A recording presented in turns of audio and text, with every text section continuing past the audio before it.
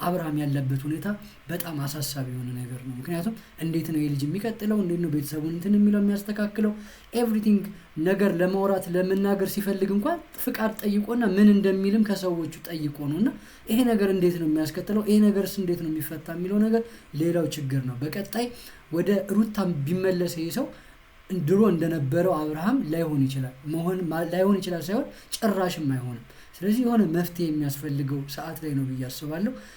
እንደዛ ካልሆነ ሰዎችን መጉዳቱ በሱ ምክንያት ችግር ውስጥ መግባታቸው የማይቀር ነው። ፋሚሊስ ግን በዋናነት አሁን እያየሁት ባለው ነገር ግን ምንም አይነት መፍትሄ የምታገኝ አይመስለኝም። ምክንያቱም አብርሃም ምንም የሚያውቀው ነገር ድንዝዝ ትክዝ ብሏል ልጁ እና ምንም አይነት ስሜት አእምሮ ላይ የለም የሚሰጠው ሩታ ልጁ ኤፍሬም ከዛ ውጭ ምንም ነገር ማወቅም ምንም ነገር መረዳትም እየቻለ አይደለም።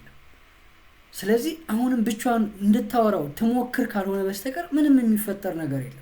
አብርሃም ላይ የሆነው ነገር እስኪስተካከል ራሷን ጊዜ ሰጣ ለራሷ የምታገግምበትን ነገር መፍጠር ነው እንጂ አብርሃም ጋር ተነጋግራ የምትግባባበትና የሆነ መፍትሄ የምታገኝበት የምትፈልገውን ነገር ከአብርሃም የምትወስድበት ነገር የሚኖር አይመስለኝም።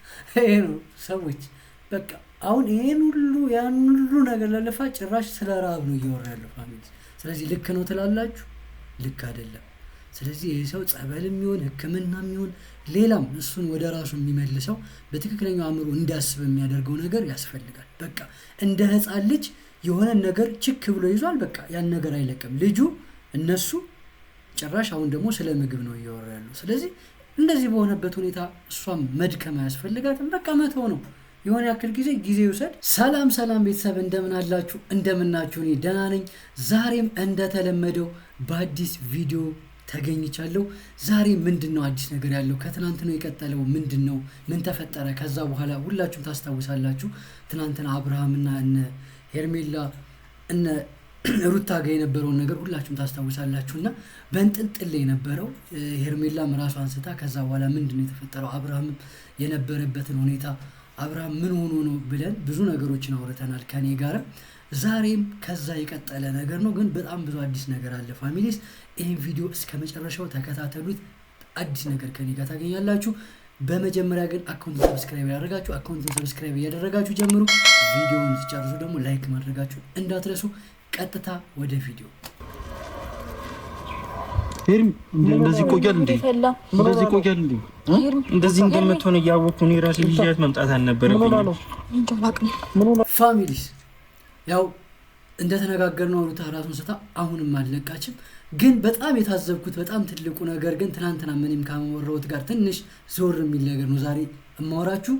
አብርሃም በትክክልም ልክ አለመሆኑን በደንብ አረጋግጦልናል። ምክንያቱም በጣም እንደሚወዳትና የሆነ ሰው ምንም ባንወደው መንገድ ላይ እንኳን ያገኘነው ሰው የሆነ ሰው አደጋ ደርሶበት የሆነ እንደነግጣለን። ምንም አይነት ስሜት ሳይኖረን አናልፈውም። ግን እዚህ ጋር እያየነው ያለው ነገር አብርሃም ጭራሽ ምን እንደሆነች ራሱ አላወቀም ፋሚሊ።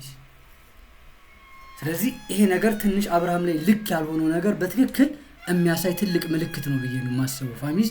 እናንተም እንደዛ እንደምትረዱት እርግጠኛ ነኝ። ምክንያቱም አንድ ሰው መንገድ ላይ ወድቆ እንኳን ሁላችንም አናልፍም። በባህሪያችን ኢትዮጵያውያን ነን። እንደ ባህልም እንደ ስለንቦናም ደግሞ ይሄ ነገር የምናልፈው ነገር አይደለም። ስለዚህ ራሷን ስታይች ልጅ እንደዚህ በሆነችበት ሁኔታ ምንም ጉዳዩ ሳይኖረው ምን ሆና ነው እያለ እየጠየቀ ከሆነ ሰማው የሆነ ችግር አብርሃም ላይ በትክክል እንደተከሰተ ያረጋግጣል ብዬ አስባለሁ ፋሚሊስ። ምንድነው የምትፈልጊው? ምንድነው የምትፈልጊው? ውሃ አሁን ነቀች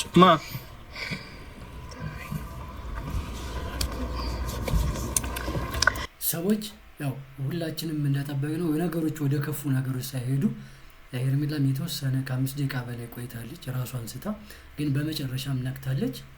ሁላችሁም በጣም በሚያሳዝን ሁኔታ አይኗ ላይ የነበረውን ነገር ሁላችሁም እያያችሁ ነበር። ወንድሟን አይደለም እየፈለገች የነበረችው ሌላም ሰው አይደለም፣ አብርሃም መኖሩን ነው በአይኗ ስትፈልግ የነበረውና እሱን መኖሩን ስታይ ምን ያክል ወደ ቀልቧ ተመልሳ እንደመጣች በደንብ እያያችሁ ነውና በመካከላቸው የቀረ ነገር ባሉ ሰዎች ህይወት ውስጥ ነው ገብታ ይሄን ነገር እየፈጠረችውና ያ ነገር ደግሞ ይሄ ጉዳት እንደሚያደርስባት መጀመሪያ ማመን ነበረባት። ምክንያቱም የአብርሃምን ባህሪ ሁላችንም እናውቀዋለን።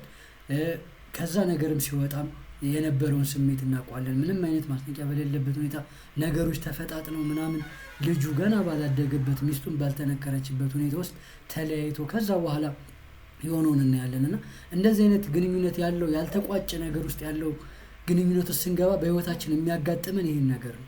ብቻችንን የምንሆንበት፣ ብቻችንን የምንቸገርበት፣ ለቅሶችንን የምንቀማበት፣ ሀዘናችንን ሌላ ሰው የሚያለቅስበት ይሆናል። እና ሄርሜላም ይሄን ማድረጓ ምን ያክል እሷ ላይ ጉዳት እንዳመጣ በትክክል የምትማርበት ነገር ነው ብዬ አስባለሁ። አብርሃም ያለበት ሁኔታ በጣም አሳሳቢ የሆነ ነገር ነው። ምክንያቱም እንዴት ነው የልጅ የሚቀጥለው፣ እንዴት ነው ቤተሰቡን እንትን የሚለው የሚያስተካክለው፣ ኤቭሪቲንግ ነገር ለማውራት ለመናገር ሲፈልግ እንኳን ፍቃድ ጠይቆና ምን እንደሚልም ከሰዎቹ ጠይቆ ነውና ይሄ ነገር እንዴት ነው የሚያስከትለው፣ ይሄ ነገርስ እንዴት ነው የሚፈታ የሚለው ነገር ሌላው ችግር ነው። በቀጣይ ወደ ሩታም ቢመለስ ይሄ ሰው ድሮ እንደነበረው አብርሃም ላይሆን ይችላል ሳይሆን ጭራሽም አይሆንም። ስለዚህ የሆነ መፍትሄ የሚያስፈልገው ሰዓት ላይ ነው ብዬ አስባለሁ። እንደዛ ካልሆነ ሰዎችን መጉዳቱ በሱ ምክንያት ችግር ውስጥ መግባታቸው የማይቀር ነው። ፋሚሊስ ሚከስ እንደዚህ እንደሆነስ ቤቷ ሄዳ እረፍት ታርግ። አይ ኤፍሬም አሁን ደህና ነኝ፣ ይቅርታ ደህና ነኝ።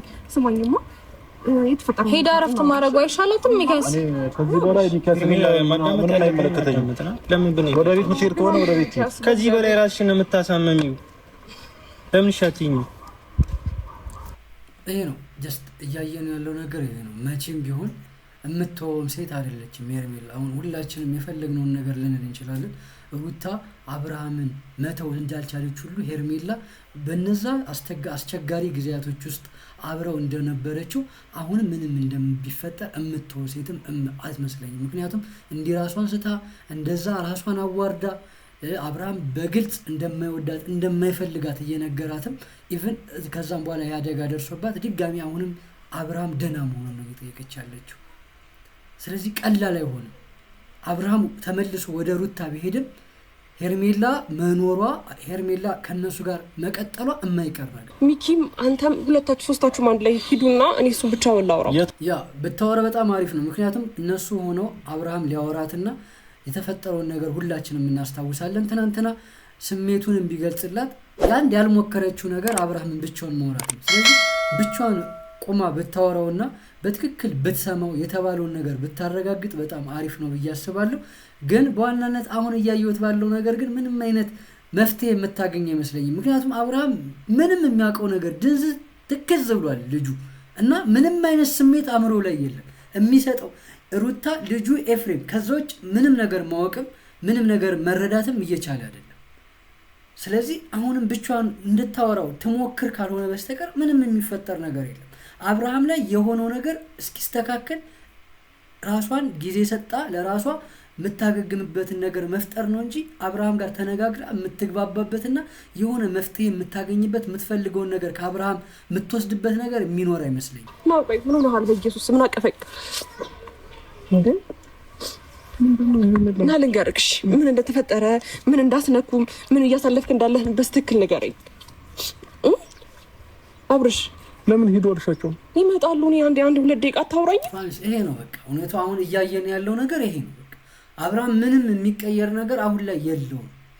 ስለዚህ እሷ የቻለችውን እየሞከረች ነው። ግን አብርሃም ጤነኛ በሆነ አእምሮ ሆኖ ሳይሆን እያወራት ያለው ምንም ነገር ይኸው እንዳልኳችሁ አሁንም የት ሄዱ የታሉ ለምንድነው ሂዱ ያልሻቸው ምንድነው ለምንድነው የምታቅፊኝ ለምንድነው የምትነኪኝ ነው። ስለዚህ ይሄ ነገር ደግሞ ምንም ጊዜ ከማጥፋትና የሷን አእምሯን ከመበጠጥ ውጭ ልቧን ከመስበር ውጭ ሌላ ከአብርሃም የምታገኘው ነገር አይደለም። ስለዚህ ነገሮቹ ተረጋግተው አብርሃምም ወደ ቀልቡ ሲመለስ ወደ ትክክለኛው መንገድ ሲመጣ በዛ ልክ ቁመው ማውራትና መነጋገር ያስፈልጋል እንጂ አሁን ላይ ምንም መፍትሄ አይኖርም።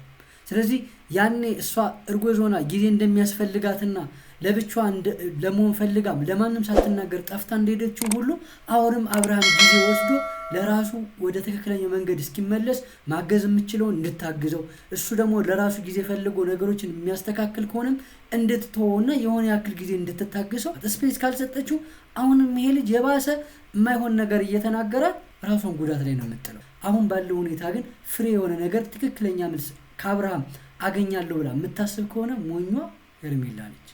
ለምን እንደዚህ ያርክብኝ? ንገረኝ፣ እሱን ንገረኝ። መልስ ስጠኝ አብርሃም። ለምን እንደተቀየርክብኝ እንዴ? ስላንተ አብርሃም እኔ እኮ ካንተ ጋር በጣም ብዙ ነገር ማስብ ሰው ነኝ፣ ቤተሰብ ማስብ ሰው ነኝ አይደል እንዴ? የሚላኔ እየራበኝ ነው። ወደ ቤት ልሄድ ነው። ለልውድ ጋር ልሄድ ነው። በቃ ይሄ ነው ሰዎች። በቃ አሁን ይሄን ሁሉ ያን ሁሉ ነገር ለለፋ ጭራሽ ስለ ረሃብ ነው እያወራ ያለው ፋሚሊ። ስለዚህ ልክ ነው ትላላችሁ? ልክ አይደለም። ስለዚህ ይህ ሰው ጸበልም ይሁን ሕክምናም ይሁን ሌላም እሱን ወደ ራሱ የሚመልሰው በትክክለኛው አእምሮ እንዲያስብ የሚያደርገው ነገር ያስፈልጋል። በቃ እንደ ሕፃን ልጅ የሆነ ነገር ችክ ብሎ ይዟል። በቃ ያን ነገር አይለቅም ልጁ። እነሱ ጭራሽ አሁን ደግሞ ስለ ምግብ ነው እያወራ ያለው። ስለዚህ እንደዚህ በሆነበት ሁኔታ እሷም መድከም አያስፈልጋትም። በቃ መተው ነው። የሆነ ያክል ጊዜ ይውሰድ። ከዛ ጥሩ ሁኔታ ሆነ በሚልበት ሰዓት ጋር ውጭ ብላ ልታወራበት የምችል በቂ ጊዜ አላት። እሱ ልክ ከሆነና ወደ ቀልቡ ከተመለሰ እኮ እነ ሩታንም ሌላንም ሰው ሳይፈልግ በትክክል ስሜቱን የማይፈልግም ከሆነ ወደ ትዳሩ መመለስ የሚፈልግ ከሆነ እዚህ ጋር ያለውን ነገር አሁንም መቀጠሏን ግን ቢያንስ ትክክለኛ ስሜቱን ያኔ ነው የምትረዳው። አሁን ግን እሱ ከቀልቡ አይደለም። ስለዚህ ጊዜዋን ሳታጠፋ እሱም ወደሚሄድበት እሷም ወደምትሄድበት ብትሄድና ከዛ ተመልሰው ቢገናኙ በጣም አሪፍ ነው ብዬ አስባለሁ። ግን ቤተሰብ እየሆነ ያለው ነገር ሁሉ በጣም የሚደብር በጣም የሚያስጠላ ነገር ነው። ምክንያቱም አንድ ሰው በዚህ ልክ እንደዚህ ሲጎዳ በዚህ ልክ ከራሱ ከሚያስበው እንደዛ ጠንካራ የነበረ ሰው እንደዛ ብዙ ነገሮችን ማድረግ የሚችል በራሱ የሚቆም ሰው ዛሬ ለሆነ ነገር ለማድረግ ፍቃድ የሚጠይቅ በትክክለኛ አእምሮ አስቦ ውሳኔዎችን የማይወስን ሰው ሳይሆን ሲቀር ስናይ ይሄ በጣም የሚያሳዝንና ልብ የሚሰብር ነገር ነው። አብርሃምም ወደ ጤናው ተመልሶ በትክክለኛው አእምሮ አስቦ ነገሮችን የሚወስንበት ጊዜ ሩቅ አይሆንም ብዬ አስባለሁ። የዛሬው ቪዲዮ ይህን ይመስላል ፋሚሊስ። በቀጣይ በሌሎች ቪዲዮዎች እንደገና ተመልሰን እንገናኛለን። አካውንቱን ሰብስክራይብ ማድረጋችሁ እንዳትረሱ። ይመቻችሁ።